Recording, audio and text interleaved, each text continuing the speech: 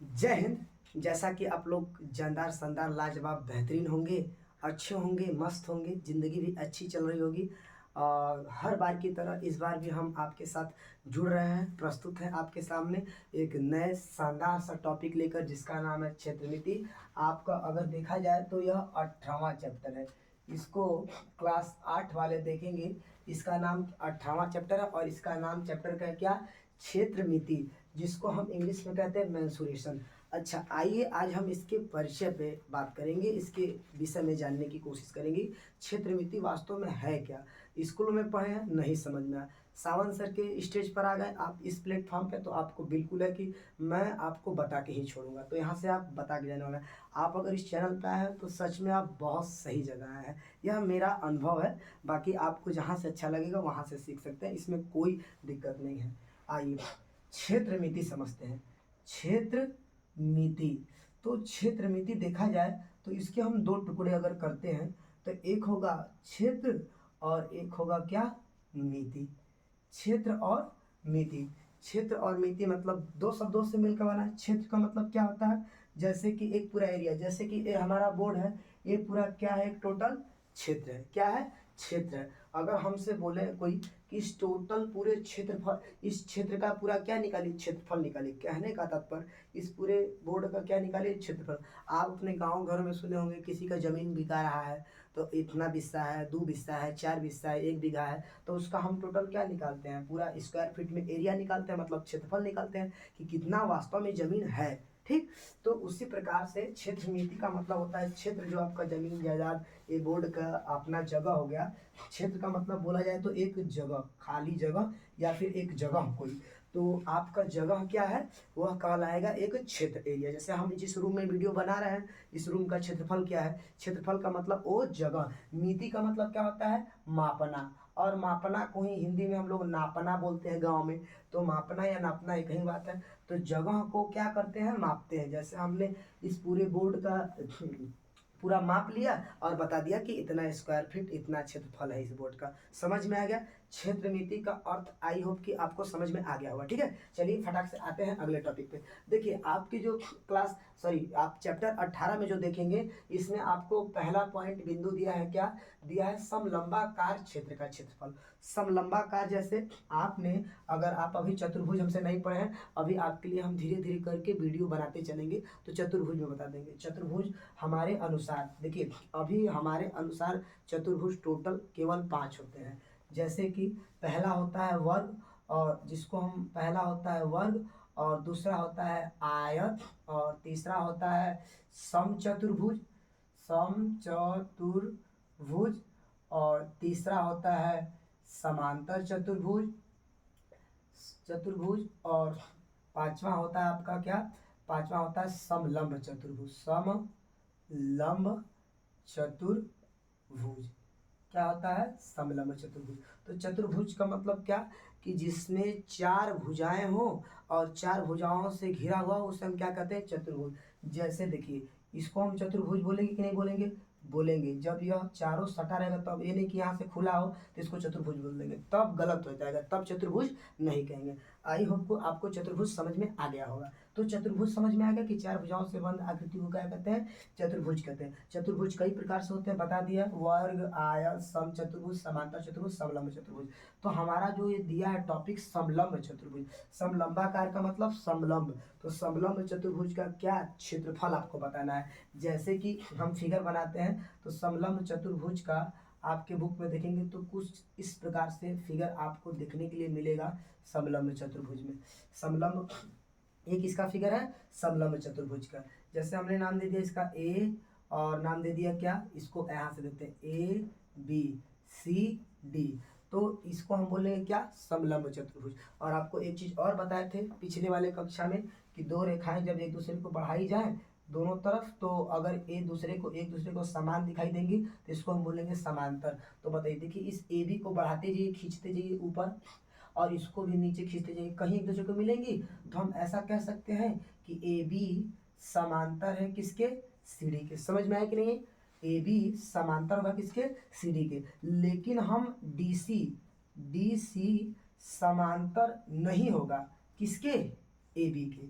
DC DC जो हमारा समांतर नहीं हुआ एबी के, क्योंकि क्यों, देखिए सबसे पहले बात करते हैं क्या, डीसी और एबी के क्या, सॉरी एबी और डीसी के क्या है, समांतर है। सॉरी यहाँ पे आइए देखते हैं, एबी जो डीसी के समांतर है, लेकिन हम इस वाला सॉरी यहाँ पे एडी और किसके, डीसी के समांतर नहीं है। क्योंकि जब हम इसको एडी को बढ़ाएंगे, एक्सटेंड करेंगे, तो इसको एक्सटेंड कीजिए और इसको एक्सटेंड कीजिए, एक्सटेंड के लिए कहीं ना कहीं मिलकर काट देंगे कि नहीं काट देंगे, इसलिए एडी और बीसी ये दोनों रेखाएं समांतर नहीं होंगी, लेकिन एबी को बढ़ाते जाइए और डीसी को बढ़ाते जाइए, ये दोनों समांतर होंगे, तो ये होगा समांतर और ये होगा समांतर नहीं है, इसलिए हमने बीच में काट दिया। समझ में आ गया होगा कि समलंब चतुर्भुज कैसा होता है। तो समलंब चतुर्भुज का अब हमको क्या बताना, क्षेत्रफल। तो देखिए समलंब चतुर्भुज का जो क्षेत्रफल होता है, लगभग वो दो समलंब से मिलकर एक समांतर चतुर्भुज का निर्माण होता है। जब दो समलंब चतुर्भुज को मिलाते हैं तो एक समलंब बनता है, लेकिन हमको बात करना है किस पर, समलंब पर। तो समलंबाकार बोलिए चाहे समलंब बोलिए, सम क्या लिखा है, समलंबाकार, समलंबाकार चतुर्भुज। और समलंबाकार कैसा है, चतुर्भुज ना, तो समलंबाकार चतुर्भुज का जो क्षेत्रफल होता है हमारे पास चल के आ जाता है, क्षेत्रफल क्या, 1/2 और ब्रैकेट में होता है समांतर भुजाओं का योग, समांतर भुजाओं का योग ब्रैकेट बंद गुणित संगत, यहाँ पे लिख देते हैं हम इसको, आइए उधर समझ में नहीं आ रहा, 1/2 समांतर भुजाओं का योग और गुणित संगत ऊंचाई। और आप इसे संगत ऊंचाई बोल सकते हैं, या फिर कहीं कहीं आपको लंबाई भी देखने के लिए मिल जाता है, तो उसमें कोई दिक्कत नहीं है, संगत ऊंचाई बोलिए या संगत लंबाई बोलिए। तो समलंबाकार चतुर्भुज का जो क्षेत्रफल होता है, मतलब यह समलंबाकार है, तो इसका क्षेत्रफल क्या हो जाएगा, इसका क्षेत्रफल हो जाएगा 1/2 समांतर भुजाओं का योग गुणित संगत ऊंचाई। यहाँ तक किसी को कोई दिक्कत, अगर किसी प्रकार का डाउट होगा तो प्लीज़ आप कमेंट बॉक्स नीचे है, वहाँ से आप पूछ लीजिएगा मुझसे कमेंट करके, सर नहीं आया टॉपिक, मैं दोबारा आपको वीडियो शूट कर दूंगा, ठीक।